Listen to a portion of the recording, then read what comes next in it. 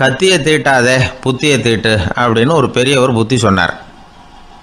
அதை கேட்ட ஒரு இளைஞன், அது எப்படி பெரியவரை புத்தியை தீட்டுறது?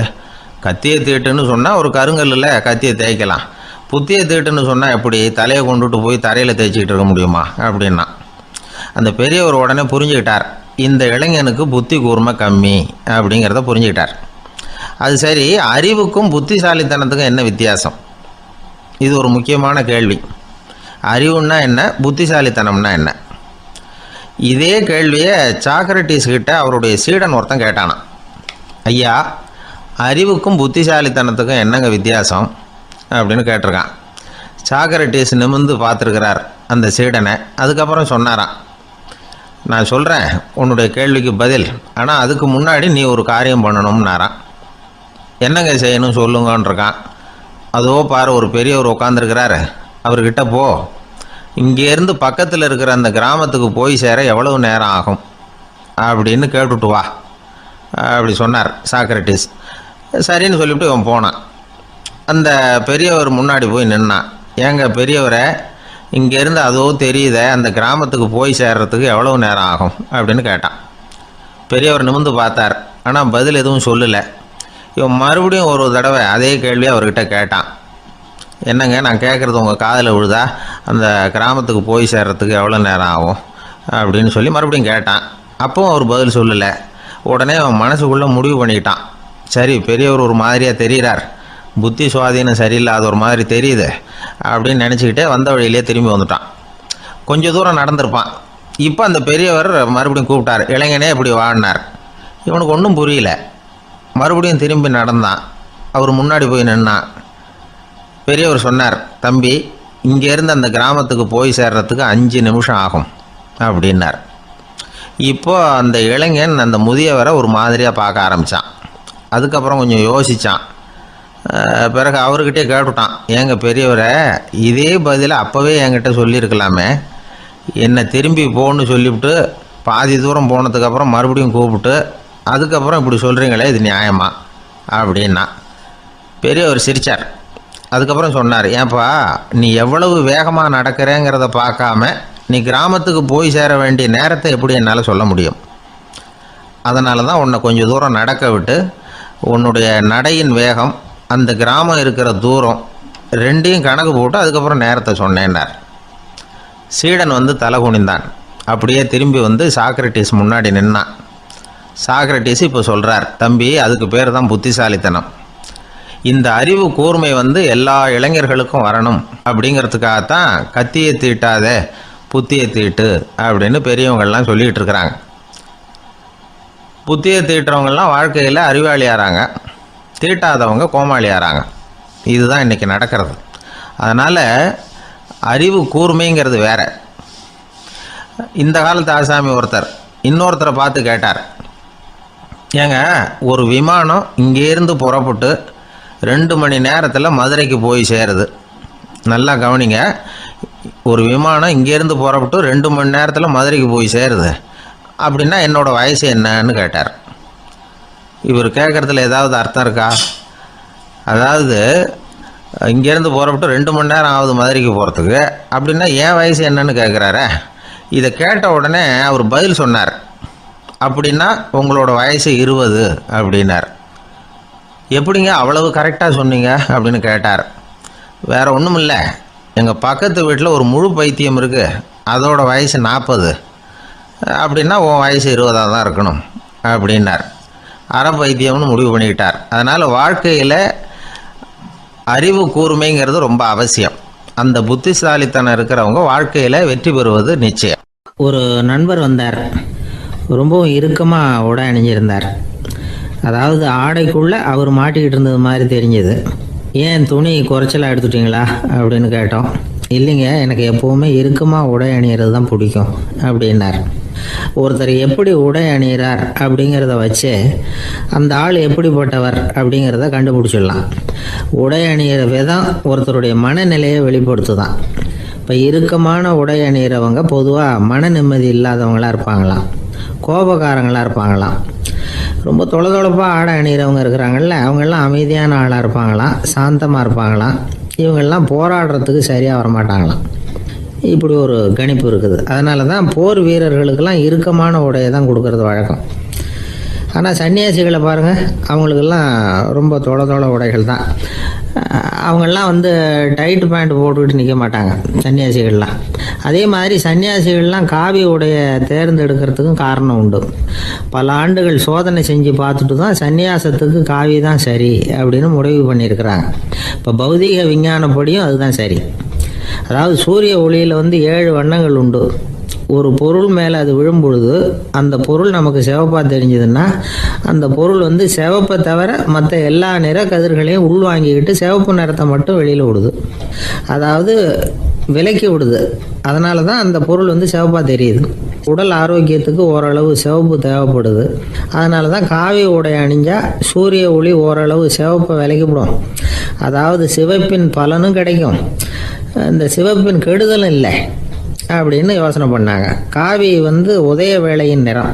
கீழ் வானத்தில் கதிர் உதிக்கிற வேளையில் முதல் ஒளி தோன்றுகிற நேரத்தில் காவி நிறம் தான் கசியும். தியானம் செய்கிறப்போ முதல்ல காணக்கூடிய ஒளி காவி நிறம் தான். தியானத்தின் உச்ச நிலையின் நிறம் நீலம்.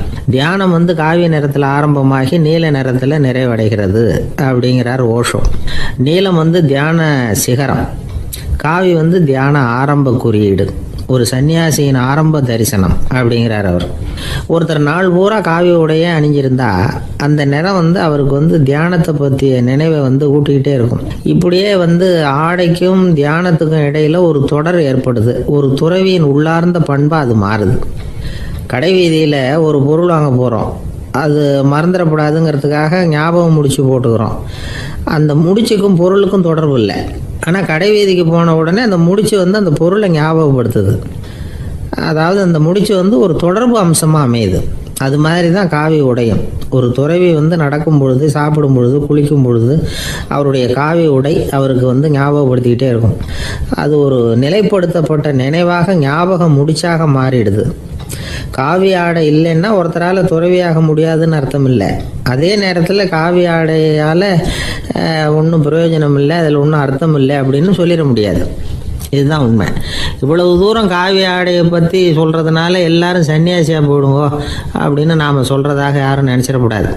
மனசுக்கும் நிறத்துக்கும் உள்ள சம்பந்தத்தை தெரிஞ்சுக்கிறதுக்காக தான் இவ்வளவும். நமக்கு தெரிஞ்ச நண்பர் ஒருத்தர் இருக்கிறார், ஆஃபீஸில் வேலை பார்க்குறவர். ஒவ்வொரு மாதமும் 20ஆம் தேதிக்கு பிறகு அவரை போய் பார்த்தீங்கன்னா காவி உடை அணிஞ்சிக்கிட்டு, கண்ணை மூடிக்கிட்டு, கை ரெண்டையும் விரித்து வச்சுக்கிட்டு தியானத்திலேயே உட்காந்துருப்பார். ஏன் இப்படி பண்ணுறீங்கன்னு கேட்டேன். அதாவது 20ஆம் தேதிக்கு பிறகு என் கையில் ஒரு பைசா கூட கிடையாது, ஒரு சன்னியாசி லெவலில் இருக்கிறேன், என்கிட்ட எதுவும் செலவுக்கு கேட்காத அப்படின்னு என் மனைவிக்கு நாசூக்காக உணர்த்துறதுக்காக அப்படி உட்காந்துருப்பேன் அப்படின்னு விளக்கம் கொடுக்குறார் அவர். ஒருத்தர் மனசில் நிம்மதி இல்லாமல் உட்காந்துருந்தார். என்ன சார் விஷயம் அப்படின்னு விசாரித்தேன். அகலக்கால் வச்சுட்டேன், அதுதான் அவதிப்படுறேன்னார். விவரமாக சொல்லுங்கன்னு. வீடு கட்டணும்னு ஆரம்பித்தேன், வேலை பாதியிலேயே நிற்கிது, கையில் பணம் இல்லை அப்படின்னார். இது மாதிரி ஆசாமிகள் பல பேரை நீங்கள் பார்த்துருக்கலாம். இவங்கெல்லாம் சுலபமாக மன அழுத்தத்துக்கு ஆளாயிடுறாங்க. மன உளைச்சல், அதாவது ஸ்ட்ரெஸ் அப்படின்னு சொல்கிறோமே, அதுக்கு அடிப்படையான சில காரணங்கள் உண்டு. அதாவது மிகையாக திட்டமிடுதல் அப்படிங்கிறதும் ஒரு முக்கியமான காரணம். நடைமுறை சாத்தியம் என்னங்கிறத மனசில் வச்சுக்கிட்டு எந்த திட்டத்தையும் தீட்டணும், அப்போ தான் அது சரியாக வரும். 2வது காரணம் என்ன தெரியுமா? ஒரே நேரத்தில் பல்வேறு செயல்களில் ஈடுபடுறது. தொலைபேசியில் பேசிக்கிட்டே கையில் இருக்கிற கடிதத்தை படிச்சுக்கிட்டே எதிரில் உட்காந்துக்கிட்டு இருக்கிறவருக்கும் அப்பப்போ பதில் சொல்லிக்கிட்டு மனசில் பல்வேறு சிந்தனைகளை அப்படியே ஓட விட்டுக்கிட்டு இருக்கிறது, இதுவும் மன அழுத்தத்தை உண்டாக்குது. 3வது காரணம், எதிலேயும் வெற்றி மட்டும் எதிர்பார்க்குற ஒருதலைப்பட்சமான ஆர்வம். நாம் தொட்டதெல்லாம் வெற்றியாகவே முடியணும் அப்படின்னு எதிர்பார்க்குறவங்க ஏதாவது ஒன்றில் தோல்வியை கண்டால் தோண்டு போயிடுறாங்க. எப்படியும் முடியலாம்ங்கிற எண்ணம் ஏற்கனவே நமக்குள்ளே இருந்துட்டுதுன்னா அந்த அவஸ்தை வராது. அதனால் அதுவும் நம்ம வளர்த்து கொள்ள வேண்டிய ஒரு குணம். மன உளைச்சல் ஏற்படுறதுக்கு இன்னொரு காரணம், எதையும் வேகமாக செஞ்சுடணும் அப்படிங்கிற துடிப்பு. அந்த துடிப்பே மனசை அழுத்த ஆரம்பிச்சிடும். எந்த ஒரு காரியத்திலையும் தாமதமோ இடையூறோ ஏற்பட்டால் அதை பொறுத்துக்கிற மனப்போக்கம் வேணும். அது இல்லாதவங்க அழுத்தத்துக்கு ஆளாயிடுறாங்க. சில பேர் வேலைன்னு எந்த நேரம் பார்த்தாலும் வேலையே கதின்னு கிடப்பாங்க. பொழுதுபோக்குக்கோ உடற்பயிற்சிக்கோ குடும்பத்தில் உள்ளவங்க அல்லது நண்பர்கள் கூட கலந்துரையாடவோ கொஞ்சம் கூட நேரம் ஒதுக்க மாட்டாங்க. இந்த சுபாவம் மன அழுத்தத்தை உண்டு பண்ணும். இதையெல்லாம் புரிஞ்சுக்கிட்டு அதிலிருந்து விடுபடுறது எப்படின்னு யோசிக்கணும். வல்லுநர்கள் இது தொடர்பாக சில யோசனைகளை சொல்லி வச்சிருக்கிறாங்க. அது என்னன்னா, வாழ்க்கைங்கிறது பிரச்சனைகளால் பின்னப்பட்ட ஒன்று. அது எப்போவுமே முடிவடையாத ஒரு தொடர்கதை அப்படிங்கிறத முதல்ல நாம் புரிஞ்சுக்கணும். ஒரே நேரத்தில் ஒரு காரியத்தில் மட்டுமே நாம் கவனம் செலுத்தணும். அடுத்தவங்க காரியத்தில் தலையிடக்கூடாது. எதையும் பேச ஆரம்பிக்கிறதுக்கு முன்னாடி நம்மை நாமே கேட்டுக்க வேண்டிய கேள்வி 2. 1, நான் சொல்ல போகிறது ரொம்ப முக்கியமானதா? 2வது, நான் சொல்கிறத அவங்க கேட்குறதுக்கு ஆசைப்படுறாங்களா?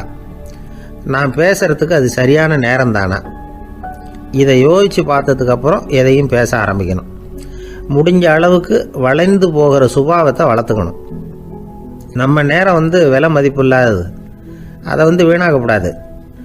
சிரிக்க தெரியலனாலும் பரவாயில்ல, முகத்தில் கொஞ்சம் புன்முறுவலாவது காட்டணும். இதெல்லாம் ரொம்ப முக்கியம். அடுத்தவங்க ஏதாவது செஞ்சால் உடனே நன்றி சொல்ல மறக்கக்கூடாது. தினமும் கொஞ்சம் நேரத்தை தனிமையில் செலவு பண்ணணும். மன உளைச்சலிருந்து விடுபடுறதுக்கு 3 முக்கிய வழிகள் சொல்கிறாங்க. அதை சுருக்கமாக ரெட் அப்படின்னு சொல்கிறாங்க. RED ஆங்கில எழுத்தில். அந்த முதல் எழுத்து R, அது என்னென்னா ரிலாக்ஸேஷன், அதாவது இடை ஓய்வு. 2வது E எக்ஸர்சைஸ், உடற்பயிற்சி. 3வது டயட், திட்டமிட்ட உணவு முறை. அதனால் தியானம், மூச்சு பயிற்சி இதெல்லாம் இந்த இடை ஓய்வுக்கு வழிகள். எந்த வேலையையும் தொடர்ந்து செய்யக்கூடாது. எல்லார்கிட்டையும் கலகலப்பாக பழகணும். மாதத்துக்கு ஒரு நாளாவது குடும்பத்தோடு வெளியில் போயிட்டு வரணும். சுலபமான உடற்பயிற்சிகளை செய்யலாம். உடற்பயிற்சிங்கிறது நமக்காக நாம் செய்கிற ஒரு நீண்டகால முதலீடு அப்படின்னு சொல்லுவாங்க. அதாவது லாங் டேர்ம் இன்வெஸ்ட்மெண்ட்டாக. அளவோடு சாப்பிட்ணும், மெதுவாக சாப்பிட்ணும். இதெல்லாம் கொஞ்சம் மனசில் வச்சுக்கிட்டு நடந்துக்கிட்டால் மகிழ்ச்சியாக வாழலாம். சில பேர் சாப்பாட்டு விஷயத்தில் ரொம்ப அக்கறை எடுத்துக்கிறது உண்டு. ஒரு குண்டு ஆசாமி சாப்பிட உக்காந்தார். முதல்ல ஒரு மாத்திரை சாப்பிட்டார். எதுக்குன்னு கேட்டோம். பசி எடுக்கிறதுக்குன்னார். சாப்பிட்டு முடித்தார். பிறகு மறுபடியும் ஒரு மாத்திரை சாப்பிட்டார். இது எதுக்குன்னு கேட்டோம். சாப்பிட்டது ஜீரணமாகறதுக்கு அப்படின்னார். நாட்டில் நல்லவங்க ஒருத்தர் 2 பேர் இருக்கிறதுனால தாங்க மழையே பெய்யுது அப்படின்னு சொல்கிறது உண்டு. நல்லார் ஒருவர் உளரேல் அவர் பொருட்டு எல்லாருக்கும் பெய்யும் மழை. சில சமயம் ரொம்ப பேர் திடீர்னு நல்லவங்களாகிடுவாங்க போல இருக்கு. அதனால தான் விடாமல் பேய் மழையாக கொட்டி தீர்த்துடுது. எல்லாரும் நல்லவங்களாகிட்டா உலகமே தாங்காது போல இருக்கே. அப்பப்போ ஒருத்தர் 2 பேர் நல்லவங்களாகணும். அப்போ தான் சீராக மழை பெய்யும். மாதத்துக்கு 3 பேர் நல்லவங்களானா மாதம் மும்மாரி பொழியும். இதெல்லாம் வேடிக்கை பேச்சு. இப்போ இதெல்லாம் ஒரு பக்கம் இருக்கட்டும். இப்போ விஷயத்துக்கு வருவோம். ஒரு கும்பலில் நல்லவன் யார் அப்படிங்கிறத எப்படி கண்டுபிடிக்கிறது? இதுக்கு ஒரு வேடிக்கை கதை உண்டு. என்னுடைய நண்பர் ஒருத்தருக்கு அவங்க பாட்டியம்மா சொன்ன கதையாக அது. அது என்ன கதைன்னா, ஒரு ஊரில் ஒரு சமயம் பலமான மழை பெய்ய ஆரம்பிச்சுட்டு தான். இடி மின்னல் ரொம்ப கடுமையாக இருந்திருக்குது. ஆரம்பித்த மழை வர வர கடுமையாக ஆகிட்டு இருக்குதே தவிர நிற்கிற பாடாக தெரியல. ஊர் ஜனங்கள்லாம் பார்த்தாங்க. இதுக்கு மேலேயும் வீட்டு உள்ள இருந்தால் ஆபத்துங்கிறத புரிஞ்சுக்கிட்டாங்க. ஏன்னா வீடெல்லாம் இடிஞ்சி விழுந்துருமோங்கிற பயம். உடனே எல்லாரும் புறப்பட்டு ஊருக்கு பொதுவாக இருந்த ஒரு மண்டபத்தில் போய் தங்கிக்கிட்டாங்க. மின்னல் கடுமையாக இருந்தது. இடி எந்த நேரத்துலையும் விழலாம்ங்கிற நிலைமை. எப்போ விழலாம்னு பார்த்துக்கிட்டு இருக்குது. அந்த மண்டபத்தில் இருந்த ஜனங்கள் மனசுக்குள்ள ஒரு பயம். நம்ம கூட்டத்தில் யாராவது ஒரு கெட்டவன் பாவம் பண்ணவன் இருந்தால் கூட இடி இந்த மண்டபத்தில் விழுந்துரும். அது எல்லாருக்கும் ஆபத்து அப்படின்னு நினச்சாங்க. சரி, இதுக்கு என்ன பண்ணலாம் அப்படின்னு யோசனை பண்ணாங்க. அந்த கூட்டத்தில் ஒரு பெரியவர் இருந்தார். அவர் ஒரு யோசனை சொன்னார். இதை பாருங்க, அதுக்கு ஒரு வழி இருக்குது. அதோ எதிர்த்தாப்புல கொஞ்சம் தூரத்தில் ஒரு உயரமாக மரம் ஒன்று இருக்குது பாருங்கள். பொதுவாக இடி சுலபமாக விழறது அது மாதிரி உயரமான மரத்தில் தான்.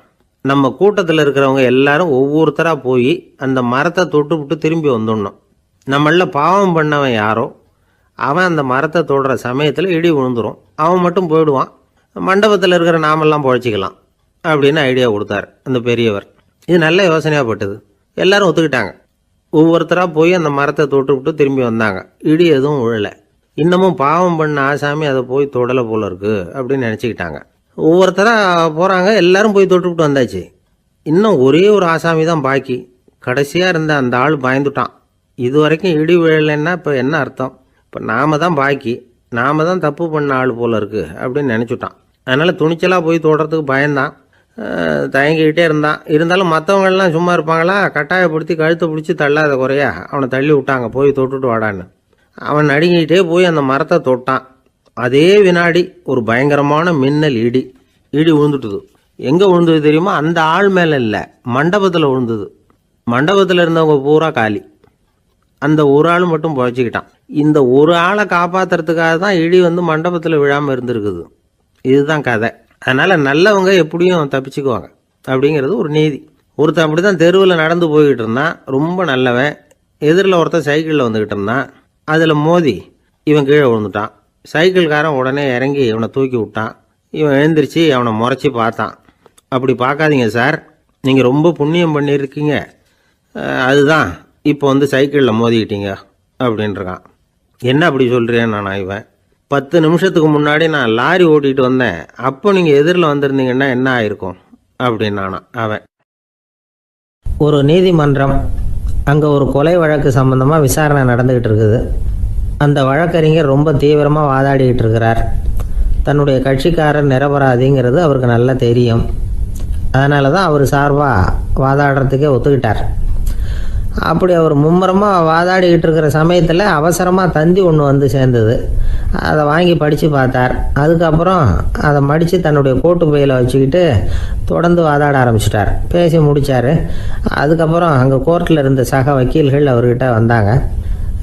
தந்தி ஒன்று வந்ததே, என்ன விஷயம் அப்படின்னு விசாரித்தாங்களாம். அப்போ அவர் சொல்லியிருக்கிறார், ஊரில் சிகிச்சைக்காக போயிருந்த என்னுடைய மனைவி இறந்து போனதாக தந்தி வந்திருக்குது அப்படின்னாராம். மற்ற வக்கீல்களுக்கு அதிர்ச்சி. என்னங்க இது, மனைவி இறந்ததை விட கேஸு முக்கியமாக உங்களுக்கு அப்படின்னு கேட்டிருக்கிறாங்க. இறந்து போன என் மனைவி மறுபடியும் திரும்பி வர போகிறதில்ல, ஆனால் என்னுடைய கட்சிக்காரர் ஒரு கொலை வழக்கில் மாட்டிக்கிட்டார், அவரும் நிரபராதி, அவர் உசுரை நான் காப்பாற்ற வேணாமா, இதுதான் என்னுடைய கடமை அப்படின்னாராம். இப்படி இவர் சொன்னதும் எல்லாரும் அப்படியே திகைச்சு போய் நின்றுட்டாங்களாம். சரி, கடமைக்கு முக்கியத்துவம் கொடுத்த அந்த வழக்கறிஞர் யார் தெரியுமா? அவர் தான் இரும்பு மனிதர் சர்தார் வல்லபாய் பட்டேல். குஜராத் மாநிலத்தில் 1875 அக்டோபர் 31 அன்றைக்கு ஜாவேரி பாய் அப்படிங்கிறவருக்கு 4வது பிள்ளையா அவர் பிறந்தாராம். இந்த ஜாவேரி பாய் யார் தெரியுமா? ஜான்சி ராணி லட்சுமி பாய் போர் படையில் ஒரு வீரராக பணிபுரிஞ்சவர். இளம் வயசில் வல்லபாய் பட்டேல் வந்து ரொம்ப சிரமப்பட்டு படிச்சிருக்கார். விடாமுயற்சி வெற்றியை கொடுத்தது. கல்லூரியிலையும் காலடி வச்சார். அதுக்கப்புறம் வக்கீல் பட்டத்தையும் வாங்கினார். பிரிட்டிஷ் ஆட்சி நடந்துக்கிட்டு இருந்த சமயம் குஜராத்தை சேர்ந்த பர்டோலி தாலுக்காவில் விவசாயிகள் மேலே அரசாங்கம் திடீர்னு நில வரியை வசதி விட்டு தான். ஏழை விவசாயிகள் ரொம்ப கஷ்டப்பட்டுருக்காங்க. அரசாங்கம் வரி செலுத்தாத விவசாயிகளின் நிலங்களையெல்லாம் ஜப்தி செஞ்சுதான். அரசாங்கத்தை எதிர்க்கிறவங்களையெல்லாம் கைது பண்ணி சிறையில் அடைச்சிட்டாங்களாம். சில பேர் வீடு வாசல் ஆடு மாட்டையெல்லாம் விற்று கூட வரி கட்ட வேண்டிய நிலைமைக்கு ஆளாயிட்டாங்க. வழக்கறிஞர் வல்லபாய் பட்டேல் வந்து நில வரியை உடனே ரத்து பண்ணணும் அப்படின்னு பம்பாய் கவர்னருக்கு ஒரு கடிதம் எழுதினார். எந்த பலனும் இல்லை. உடனே எல்லா விவசாயிகளையும் அணி திரட்டினார். அதுக்கு தானே தலைமை தாங்கினார். சத்தியாகிரகம் நடத்தினார். அந்த பகுதியில் எந்த வேலையும் நடக்கலை. வேறு வழி இல்லை. ஆட்சியாளர்கள் உடனே வரியை ரத்து பண்ணாங்க. சிறையில் இருந்தவங்களெல்லாம் வெளில விட்டாங்க. 1928 ஆகஸ்ட் 6 சர்க்காருக்கும் விவசாயிகளுக்கும் இடையில் ஒரு உடன்பாடு ஏற்பட்டது. அதுக்கப்புறம் தான் நிலைமை சரியாக போச்சான்.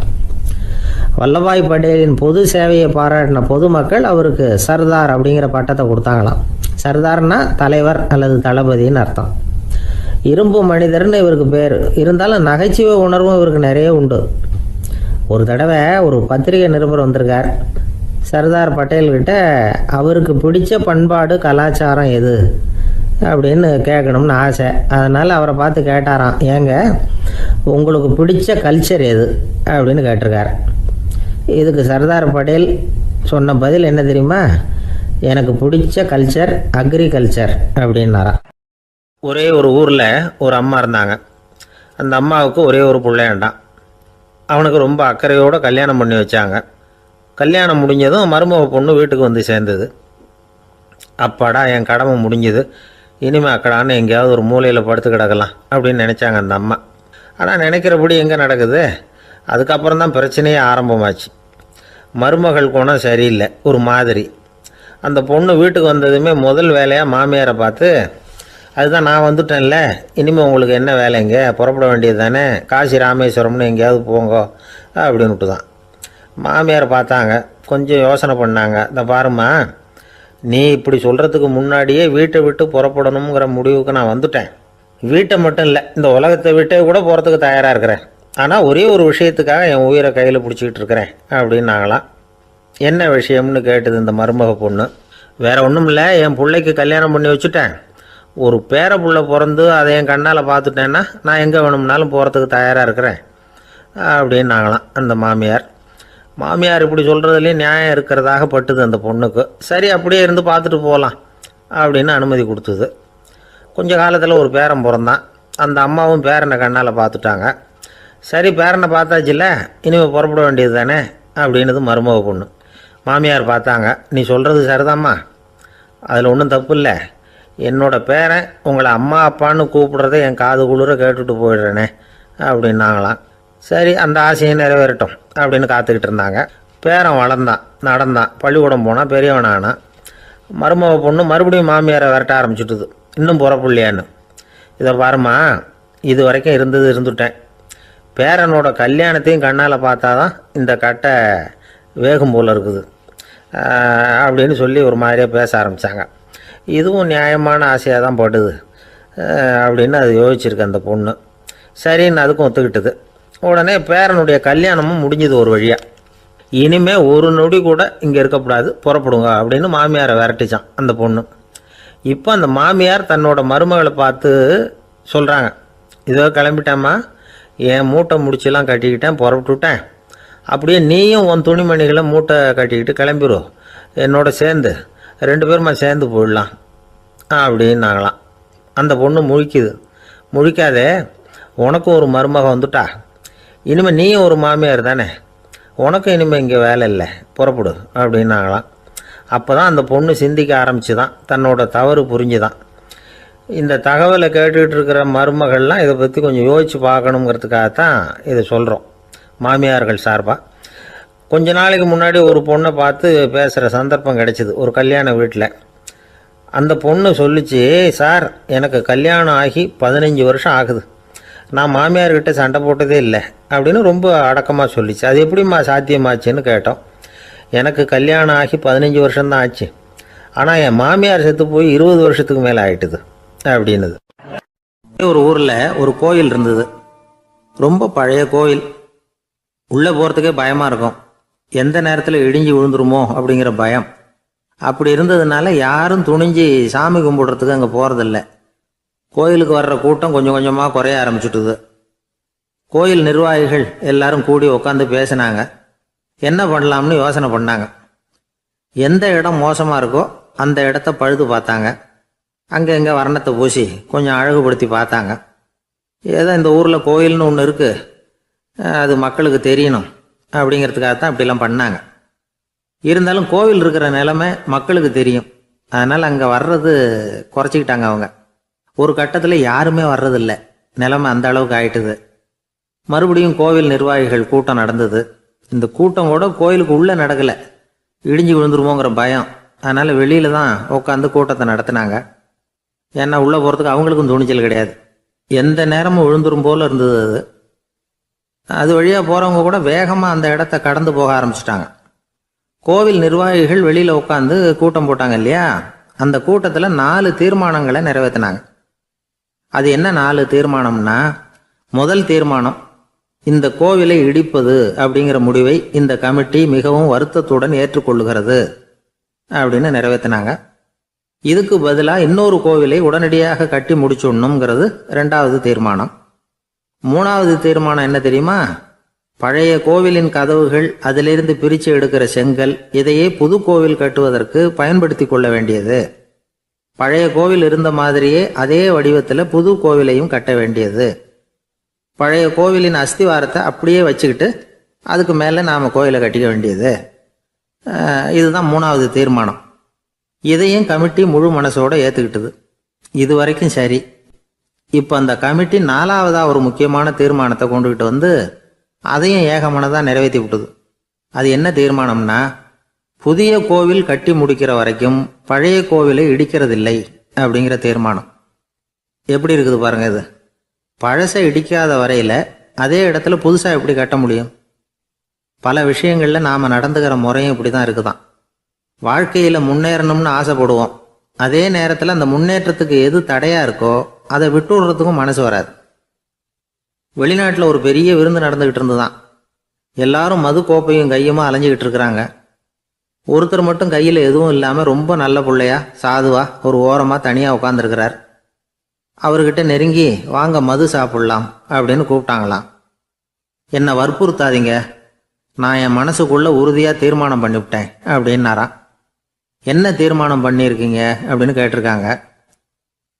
ஏற்கனவே முழு போதையில் இருக்கும் பொழுது மறுபடியும் மது கோப்பையை தொடரதில்லை அப்படின்னு தீர்மானம் பண்ணியிருக்கேன் அப்படின்னாராம். ஒரு ஆள் அசையாமல் கிடக்கிறார். அவர் இருக்காரா போயிட்டாராங்கிறத எப்படி முடிவு பண்ணுறோம்? அவர் மூக்குக்கு முன்னாடி புறங்கையை வச்சு பார்க்குறோம், மூச்சு வருதா இல்லையா அப்படிங்கிறத கண்டுபிடிக்கிறதுக்காக. மூச்சுங்கிறது அவ்வளவு முக்கியமான ஒரு விஷயம். சுவாசம் இல்லைன்னா எதுவுமே இல்லை. நம்ம பூமி இருக்க அது கூட சுவாசிக்குதுங்கிறத சோவியத் விஞ்ஞானிகள் கண்டுபிடிச்சிருக்கிறாங்க. பூமிக்கு மேலே இருக்கிற மண் அடுக்கில் காற்றில் உள்ள ஆக்சிஜன் ஆக்சிகரணம் அடையுது அப்படின்னு தான் இதுவரைக்கும் எல்லாரும் நம்பிக்கிட்டு இருந்தாங்க. ஆனால் இப்போ என்ன கண்டுபிடிச்சிருக்கிறாங்கன்னா, அந்த ஆக்சிஜன் பூமிக்குள்ளே 1 கிலோமீட்டர் ஆழம் வரைக்கும் ஊடுருவி போகுதான். பூமிக்குள்ளே 2 பக்கமும் பல கிலோமீட்டர் வரைக்கும் பரவுதான். பூமிக்குள்ளே இருக்கிற நீர்நிலை அடுக்குகள் தான் நுரையீரல் செய்கிற வேலையை செய்யுதான். நம்ம உடம்புல நுரையீரல் இல்லைன்னா ஒன்றும் நடக்காது. ஒரு மரத்தை தலைகீழாக தொங்க போட்டால் எப்படி இருக்கும்? அப்படி யோசிச்சு பாருங்கள். அப்படி தான் இதுவும் நுரையீரலும் அப்படி தான் இருக்கும். வலது பக்கம் ஒன்று, இடது பக்கம் ஒன்று. வலது பக்கம் நுரையீரல் கொஞ்சம் பெருசாக இருக்கும். நுட்பமான நரம்பு குழாய்கள் அதில் இருக்கும். கோடிக்கணக்கான நுண்ணிய குழாய்களை வச்சுக்கிட்டு தான் அது வேலை செய்யுது. 25 கோடி குழாய்கள் இருக்கும். அதை அப்படியே முழுசாக பிரித்து பரப்புனா ஒரு டென்னிஸ் கோர்ட்டில் பாதி பரப்பளவு இருக்குமா. நுரையீரல் நிறம் கருஞ்சிவப்பு தான். புகை அதிகமாக உள்ளே போச்சுன்னா அது கருப்பாயிடுது. காற்றுல உள்ள பிராணவாயுவை இது இழுத்து எடுத்துக்கிட்டு ரத்தத்தை சுத்தப்படுத்துகிற முக்கியமான வேலையை இது செய்யுது.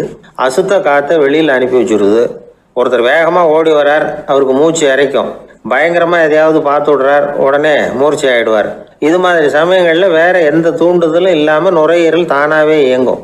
இப்படி ஒரு அவசியம் ஏற்படுறப்போ இயக்கத்தை தூண்டி விடுற முக்கியமான இணைப்பு மூளைக்கு கீழே முதுகு எலும்புக்கு மேற்பகுதியில் இருக்குது. அது உடனே சுவாசத்துக்கு அவசர உதவியை கொடுக்குது. இப்போ ஒருத்தர் பேசாமல் உட்காந்துருக்கார். இந்த சமயத்தில் அவருக்கு 1 பங்கு காற்று தேவைப்படுதுன்னு வச்சுக்கோங்க. அவர் எழுந்திரிச்சு நடக்கும் பொழுது 1.5 மடங்கு தேவைப்படும். ஓடினார்னா 3 மடங்கு தேவைப்படும். படுத்திருக்கிறப்ப 1/2 மடங்கு தான் தேவைப்படும். இதுக்கு நிமிஷத்துக்கு 16 தடவை மூச்சு விட்டாகணும்.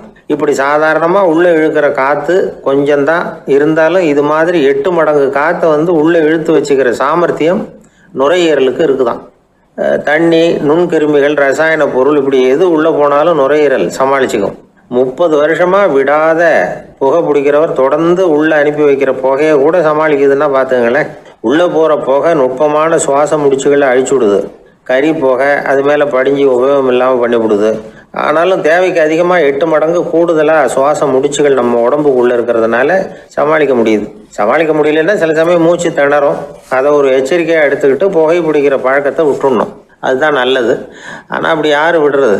இணை பிரியாத 2 நண்பர்கள் இருந்தாங்களாம். 2 பேரும் விடாமல் சிகரெட்டு குடிக்கிறவங்க. அதில் ஒருத்தன் செத்து போட்டான். இன்னொருத்தன் அதுக்கப்புறம் 2 சிகரெட்டாக குடிக்க ஆரம்பித்தானா. ஏன் இப்படி பண்ணுறேன்னு கேட்டிருக்காங்க. நான் 1 சிகரெட்டு தான் குடிக்கிறேன், செத்து போன என்னுடைய ஃப்ரெண்டு இருக்கானே செத்து போனவன், அவனுக்காக இன்னொரு சிகரெட்டு குடிக்கிறேன் அப்படின்னு நானா. இது ரொம்ப ஆபத்து, விட்டுடு அப்படின்னு சொல்லியிருக்காங்க. சரின்னு ஒத்துக்கிட்டான். ஆனால் அதுக்கப்புறமும் 1 சிகரெட் வீதமாக குடிச்சிக்கிட்டே இருந்தான். சிகரெட்டு பழக்கத்தை நீ இன்னும் விடலையான்னு கேட்டாங்களாம்.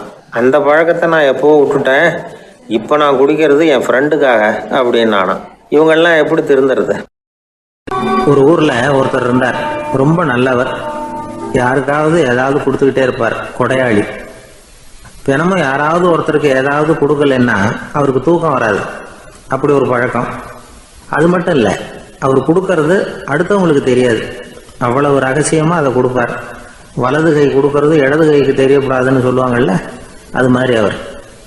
ஒரு நாள் ராத்திரி அவர் ஏற்கனவே தயாராக கட்டி வச்சிருந்த பணம் முடிச்ச கையில் எடுத்துக்கிட்டு வீட்டை விட்டு வெளியில் வந்தார். தெருவில் இறங்கி நடந்தார். இன்னைக்கு யாருக்கு தர்மம் செய்யறது அப்படின்னு யோசனை பண்ணிட்டு இருட்டில் நடந்து வந்துகிட்டு இருக்கிறார். யாரோ ஒருத்தர் எதிரில் வர்றது மாதிரி தெரிஞ்சுது. உடனே அவர் கிட்ட போனார். தன்கிட்ட இருந்த பணம் முடிச்சு அவசரமாக அவர் கையில் திணிச்சுட்டு திரும்பி வந்துட்டார். அப்பாடா, ஒரு வழியாக யாருக்கும் தெரியாமல் இன்னைக்கு தர்மம் பண்ணியாச்சு அப்படிங்கிற மகிழ்ச்சி, மன நிறைவு அவர் முகத்தில். நிம்மதியாக தூங்கினார். அப்புறம் எழுந்திரிச்சார்.